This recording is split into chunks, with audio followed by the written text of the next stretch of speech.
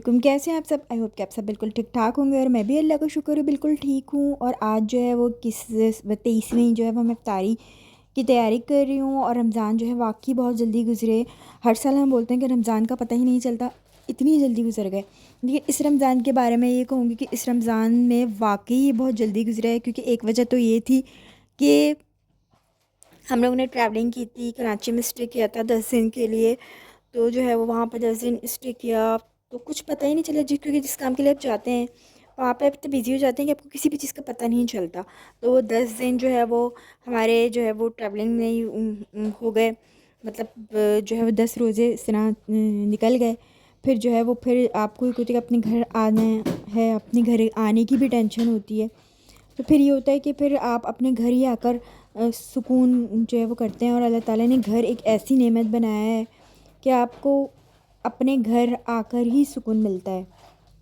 तो खैर यहाँ पे जो है वो कुछ सामान भी जो है वो मैंने मंगवा लिया था, क्योंकि जब मैं आई थी तो बिल्कुल फ्रिज जो था वो बिल्कुल ख़ाली था, क्योंकि मैं फ्रिज जो है वो मैं ख़ाली करके गई थी। सारा सामान जो है वो मतलब यूज़ हो गया था। इस्तेमाल करनी थी सारी चीज़ें, वैसे इतना सामान नहीं था। तो चिकन वगैरह रखा था तो मैंने बना लिया था 2 दिन पहले ही। तो खैर फिर साफ़ किया और उसको जो है वो फिर, ताकि आप जब घर आएँ तो आपको साफ़ सुथरी जब हर चीज़ साफ़ सुथरी मिले। तो जब भी आप जाएँ तो अपना मेन स्विच वगैरह, गैस की हर चीज़ बंद करके जाएँ। भले आपको वापस आके सब कुछ साफ़ करना पड़े, लेकिन एक सेफ्टी होती है। तो मैंने भी यही किया था। तो खैर आज फिर मुझे समझ नहीं आ रहा था कि क्या बनाऊँ। तो मैंने ये पास्ता बना लिया था, स्पैगेटी बना ली थी। और जो है वो इफ्तारी में यही था, क्योंकि प्रॉपर इफ्तारी नहीं बनी थी। कल इंशाल्लाह पूरी प्रॉपर इफ्तारी बनाऊँगी, इसकी वीडियो बनाऊँगी। तो खैर ये बन रहा था। और शॉपिंग वगैरह की थी, क्योंकि हमें ट्रैवलिंग करनी थी, जाना था। तो खैर मैंने रमज़ान से पहले ही जो है वो शॉपिंग कर ली थी। और रमज़ान में मैं कभी भी शॉपिंग नहीं करती, क्योंकि एक तो ये होता है कि बहुत ज़्यादा रश होता है, और रश में आपको कोई भी चीज़ ढंग की नहीं मिलती।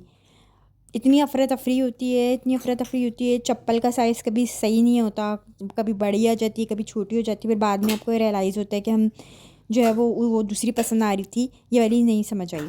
कपड़ों में भी यही होता है, कोई भी चीज़ इतनी अफरा तफरी में नहीं करें, पहले से करके रख लें चीज़ों को, ताकि आप आखिरी अशरे में रमज़ान के अल्लाह ताला से खूब इबादत करें, अपने लिए दुआएं मांगें, आने वाली ज़िंदगी में अल्लाह ताला से अपने लिए खुशियाँ मांगें, और अल्लाह ताला से हर वक्त आफ़ियत की दुआ मांगें। अल्लाह ताला हम सबको अपने हिफ्ज़ अमान में रखे, और नेक्स्ट ईयर का रमज़ान और आने वाले कई रमज़ान हमें जो है वो नसीब करे, ताकि हम अल्लाह ताला की खूब इबादत करें।